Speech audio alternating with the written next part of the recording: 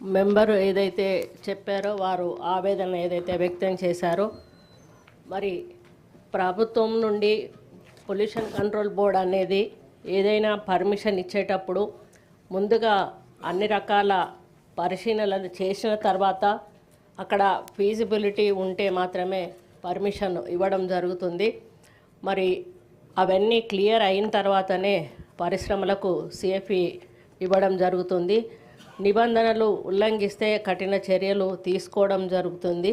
ముఖ్యంగా ప్రతి pharma company zero liquid డిశ్చార్జులు స్థాపించుకొని ఎలాంటి వ్యర్థం నీటిని బయటకు పంపకుండా పర్యవేక్షణ కూడా చేయడం జరుగుతుంది.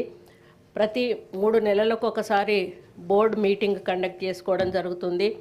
ఆ బోర్డ్ మీటింగ్లో వాళ్ళకు వచ్చినటువంటి ఏ కంప్లైంట్ వచ్చినా మరి ఆ కంప్లైంట్ మీద వాళ్ళు వెంటనే స్పందించి ఆయా కంపెనీల మీదకి అంటే ఇండస్ట్రీ దగ్గరికి వెళ్ళి వాటిని పరిశీలించి ఒకవేళ అది లోపం ఏమన్నా ఉంటే వాటిని సరి చేసుకోమని వాళ్ళకు ఫస్ట్ నోటీస్ ఇవ్వడం జరుగుతుంది. కొంత టైం ఇవ్వడం జరుగుతుంది. ఆ టైం లోపల వాళ్ళు కానీ అవి సెటరైట్ చేసుకోకపోతే క్లోజర్ నోటీస్ ఇవ్వడం జరుగుతుంది. క్లోజర్ నోటీస్ ఇచ్చిన తర్వాత అన్నీ సెటరైట్ చేసుకున్నాక మళ్ళీ వాళ్ళు అప్పీల్ చేసుకున్నప్పుడు మళ్ళీ బోర్డు వెళ్ళి వాటిని పరిశీలించిన తర్వాత టోటల్గా సెటరైట్ అయింది అని నమ్మకం కుదిరినప్పుడు 100% మళ్ళీ అది కూడా బోర్డులో పెట్టే పర్మిషన్ ఇవ్వడం జరుగుతుంది. ఇందులో ఒక వ్యక్తో లేకపోతే ఒక 2-3 వ్యక్తులు కలిసి చేసే పని కాదు. ఆ బోర్డులో చాలామంది మరి ఎక్స్పర్ట్స్ ఉంటారు, సైంటిస్టులు ఉంటారు.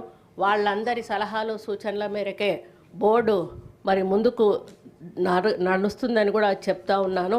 అదేవిధంగా క్రాప్ డ్యామేజెస్ ఏమన్నా ఉంటే మరి కంపెన్సేషన్ కొరకు కలెక్టర్ గారికి కూడా కమిటీ వేయమని కూడా చెప్పడం జరిగింది. మరి అంతేకాకుండా మరి దొంతిగూడెం క్లస్టర్ మరియు మార్కాపురం ప్రాంతాల్లో ఉన్న 8 పరిశ్రమలకు మరి మూసివేతకు ఉత్తర్వులు కూడా జారీ చేయడం జరిగింది. అదేవిధంగా దొంతిగూడెం పరిశ్రమల క్లస్టర్లో ఈపీటీఆర్ఐతో కలిసి అధ్యయనం నిర్వహించి మరి అక్కడ ఉన్నటువంటి భూగర్భ జలాల కాలుష్యం ఉన్నట్లు గుర్తించబడినది. అందుకు అనుగుణంగా 8 పరిశ్రమలపై కూడా నష్టపరిహారము విధించబడడం జరిగింది.